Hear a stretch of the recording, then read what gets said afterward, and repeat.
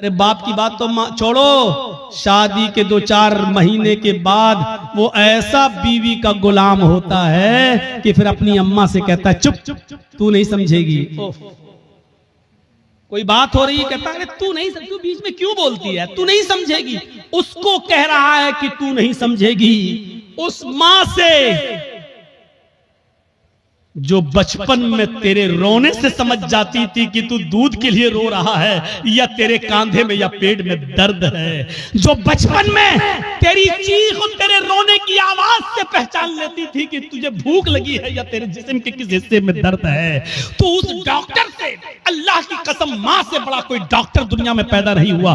कितनी भी बड़ी वो MBBS और MS और MD की डिग्री ले ले, मां से बड़ा कोई डॉक्टर नहीं है, क्योंकि मां पहचानती है कि बेटा ये रो रहा है तो उसके रोने में भूख छिपी है या कहीं दर्द छिपा है। मेरे भाइयों, उस मां से कहते हो तुम, उस मां से कहते हो कि तू नहीं समझेगी, जो बचपन में तेरे रोने की आवाज से समझ जाया करती थी। जब तू बोलना नहीं जानता था तो जानती थी कि तू क्या चाहता है, तू तेरा इरादा क्या है, तेरे पेट में दर्द है या तेरे जिस्म में दर्द है या तेरे सिर में दर्द है, वो उस वक्त तुझे समझती थी। और आज तू इतना बड़ा हो गया है, आज इतना अक्लमंद हो गया है, आज तेरी पोजीशन इतनी ऊंची हो गई है कि तू अपनी मां से इतनी जुर्रत और इतनी हिम्मत कि अपनी मां से कहता है तू नहीं समझेगी। ओफो, हजरत इब्राहिम अलैहिस्सलाम ने दूसरी शादी कर ली, फिर 1-2 साल के बाद फिर अचानक घर में आए इब्राहिम। इस्माइल फिर शिकार खेलने के लिए गए थे, दरवाजे को दस्तक दी, वो दूसरी बीवी निकली, दरवाजा खोला, कहिए चाचा कैसे आना हुआ? कहा मुझे तुम्हारे हस्बैंड से मिलना है। कि वो तो नहीं है, जंगल में गए शिकार करने के लिए। अच्छा, तुम कैसे रह रही हो? अल्हम्दुलिल्लाह। गुजर बसर कैसी चल रही है?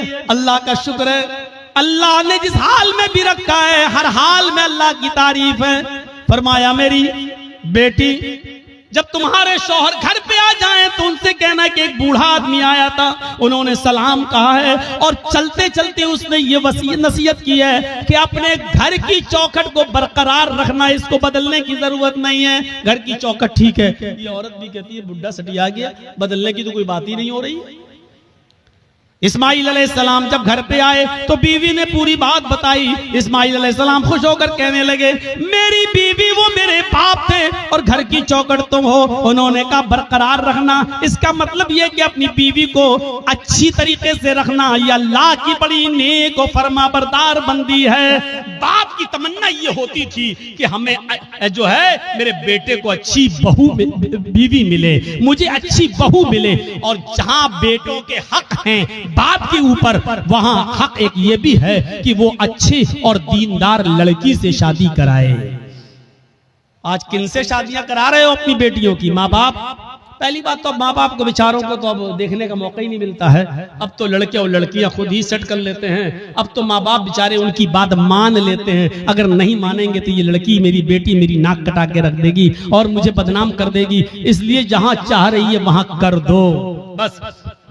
अब तो ये है। तो मेरे भाइयों हम गौर करें, जहां थोड़ी बहुत इंसानियत बाकी है, थोड़ा बहुत दीन बाकी है, जहां की औलाद आज भी शादी के मामलात अपने माँ बाप के ऊपर छोड़ देते हैं, वो जरा गौर करें उनके माँ बाप की अपने बच्चों की शादियां किस जगह करा रहे हैं। हजरत उमर फारूक के पास एक शख्स आया, अपने बेटे की शिकायत करने लगा कि मेरी औलाद ऐसी, मेरा बेटा ऐसा, मेरा कहना नहीं मानता। हजरत उमर फारूक ने उसके बेटे को बुलाया और बाप के सामने इतना डांटा कि तुम्हें शर्म नहीं आती? अपने बाप को सताते हो, अपने बाप की नाफरमानी करते हो, अपने बाप को रुलाते हो, तुम्हें शर्म आनी चाहिए।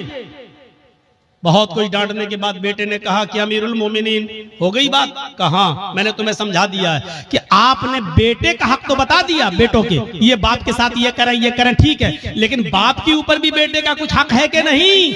हजरत उमर ने कहा हाँ है। जब वो पैदा हो तो उसको अच्छी तरबियत दे, 7वें दिन उसका अकीका करे और अच्छा नाम रखे, और जब बेटा बड़ा हो जाए तो उसकी दीनदार अच्छे घराने में, नेक घराने में उसकी शादी करा दे।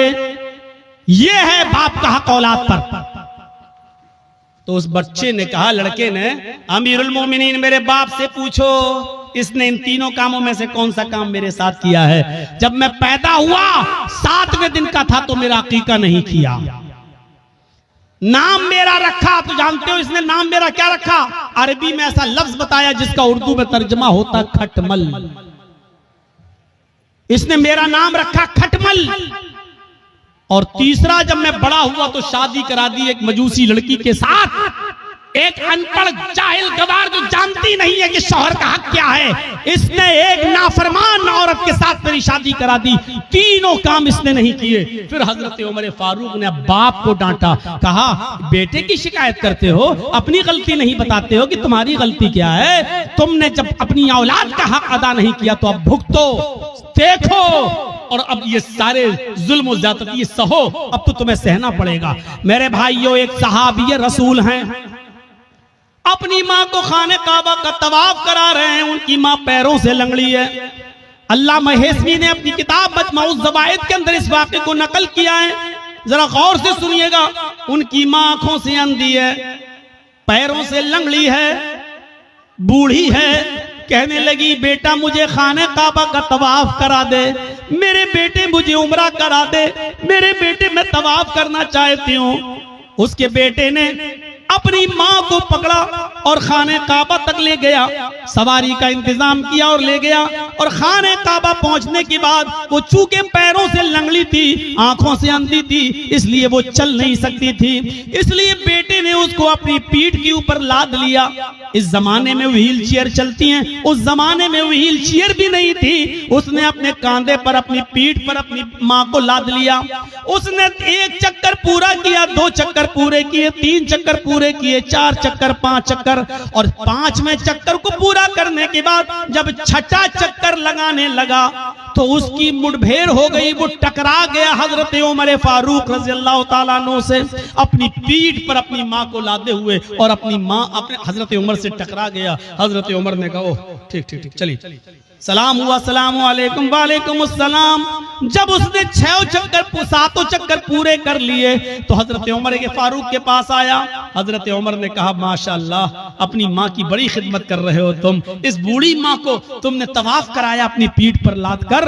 ये हंसते हुए कहने लगा अमीरुल मोमिनीन, मेरी माँ आंखों से अंधी है, इसलिए बर्तन मैं खुद धुल देता हूँ। मेरी बीवी नहीं है, मेरी माँ इसी कपड़ों में लैट्रिनो पेशाब कर लेती है, इसलिए कि वो लंगड़ी है, वो चल नहीं पाती है, और जब मैं घर पे नहीं होता हूँ तो इसी में वो गंदगी कर लेती है। अमीरुल मोमिनीन, मैं अपनी माँ का पेशाब और पैखाना भी साफ करता हूँ, अपने माँ के कपड़े भी धुलता हूँ, और आज मेरी माँ ने कहा कि मुझे तवाफ करा दे, तो मैं उसको यहाँ तक ले आया और मैंने अपनी पीठ पर लाद कर अपनी माँ को तवाफ भी करा दिया।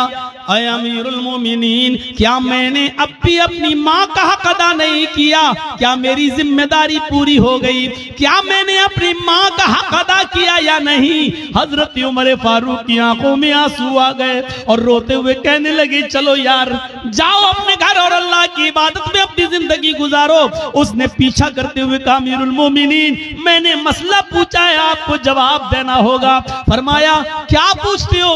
कहा ये बताओ, मैं पेशाब साफ करूं, पैखाना साफ करूं, अपने माँ के कपड़े धुलूं, अपने हाथ से खाना बनाऊं, अपने हाथ से माँ को खाना खिलाऊं, अपनी पीठ पर लाद कर मैं खाने काबा का तवाफ कराऊं, परिक्रमा कराऊं, क्या इसके बाद भी मैंने अपनी माँ का हक अदा किया या नहीं किया?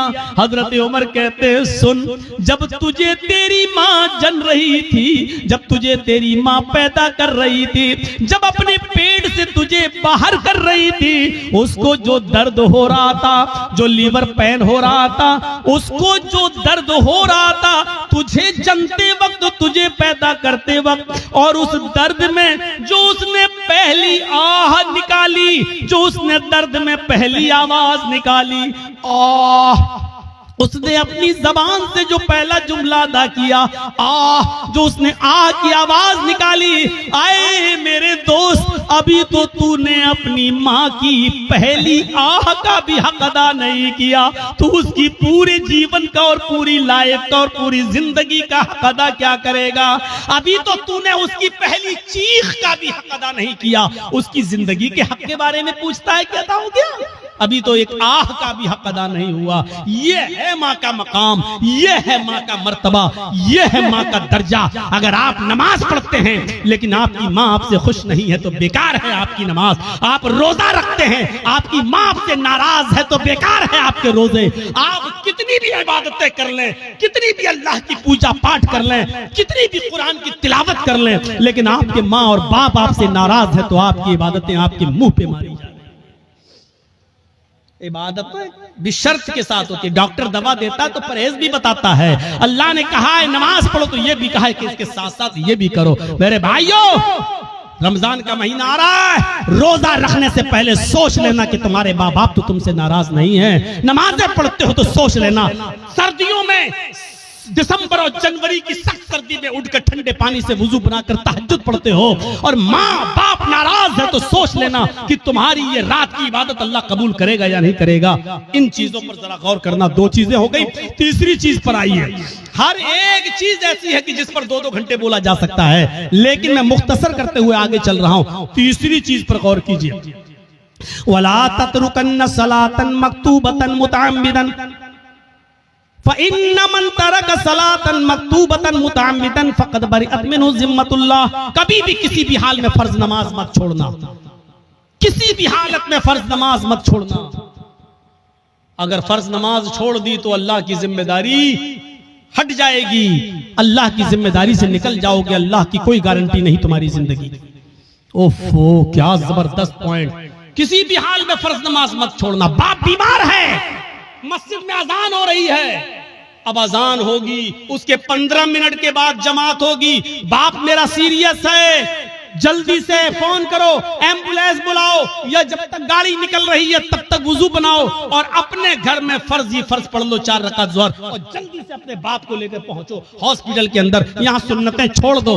क्यों? क्योंकि इस वक्त बाप की हालत दूसरी है, लेकिन फर्ज नमाज तुम्हें इधर भी नहीं छोड़ना है। लिहाजा जल्दी से वुजू बनाओ। अब मस्जिद में मत जाओ, मस्जिद में जाओगे 15 मिनट इंतजार करोगे, फिर इमाम साहब पता नहीं कितनी लंबी नमाज पढ़ाएं। जल्दी से वुजू बनाओ घर पे और 4 रकात ज़ोहर की पढ़ो और छोटी छोटी सूरतें पढ़ लो, इन्ना अतैना कल कौसर, कुल हुवल्लाहु अहद अल्लाहु समद, और जल्दी से सलाम फेरो और अपने बाप को, अपने बेटे को, अपनी बीवी को लेके हॉस्पिटल पहुंचो। हॉस्पिटल में भर्ती कर लो, आईसीयू में भर्ती हो गई है, ठीक है, उधर भी जल्दी से वुजू बनाओ, असर की नमाज पढ़ लो। और अगर देख रहे हो कि बाप ज्यादा सीरियस, माँ ज्यादा सीरियस, तो जल्दी से 4 ज़ोहर पढ़ लो, 4 उसी के साथ असर पढ़ लो और जल्दी से लेके चलो, क्योंकि इस वक्त आपकी कंडीशन दूसरी है, बेटे की कंडीशन दूसरी है। मेरे भाइयों, लेकिन नमाज आपको इस कंडीशन में भी पढ़नी है, छोड़नी नहीं है। हालत तंदुरुस्ती में और अच्छी खासी हालत में छोड़ देने वालों, इस्लाम के अंदर पूरे के पूरे दाखिल हो। कहते हो मौलाना साहब रोजी नहीं आ रही, रोजी आएगी कैसे?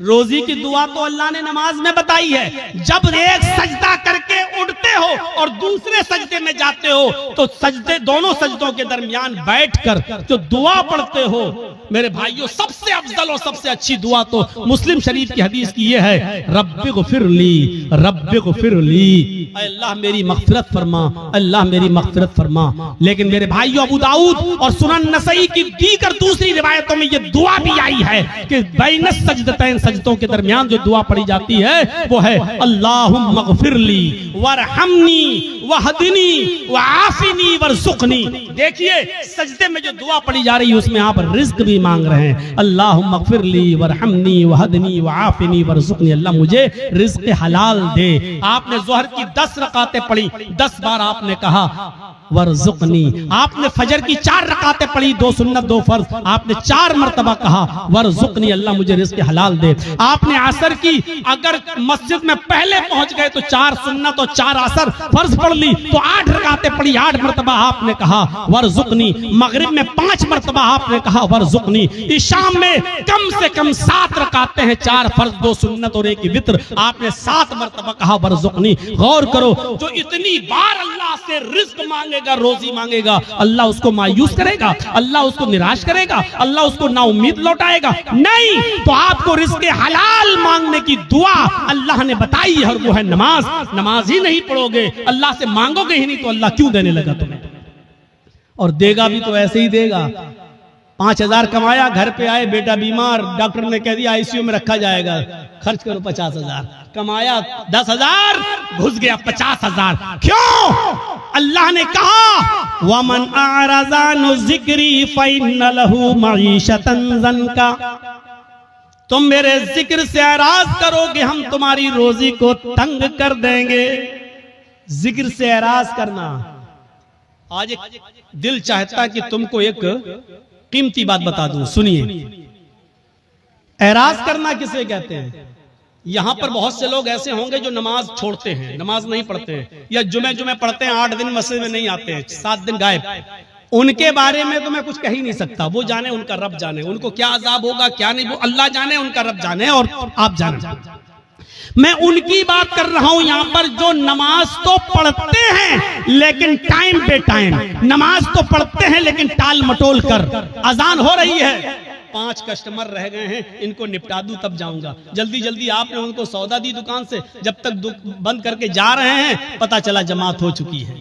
हम डॉक्टर हैं, हमारे पास मरीज आया हुआ है बुखार का और जुकाम की दवा लेने के लिए, और अजान की आवाज आ गई, हमने सोचा 2 मरीजों को दवा दे दूं उसके बाद जा रहा हूं। जब तक 2 मरीजों को हम दवा दे रहे हैं और जब तक हम मस्जिद में नमाज पढ़ने जा रहे हैं जमात हो गई। ये है नमाज से एराज। पढ़ तो रहे हैं आप लेकिन जमात को आपने तर्क कर दिया और जमात छोड़ दी, यह है नमाज से एराज। अल्लाह ने कहा वमन अअरज़ अन ज़िक्री, जो मेरे जिक्र से जो नमाज से एराज करेगा, रूगर्दानी करेगा, हम उसकी रोजी को फ़इन्न लहू मईशतन ज़नका, उसकी रोजी तंग कर दी जाएगी। बंद नहीं कहा अल्लाह ने, ये नहीं कहा रोजी बंद कर देंगे, तंग कर देंगे। तंग का मतलब या तो बहुत मुश्किल से उसको रोजी रोटी मिलेगी या बहुत आसानी से मिलेगी लेकिन रुकेगी नहीं उसके पास।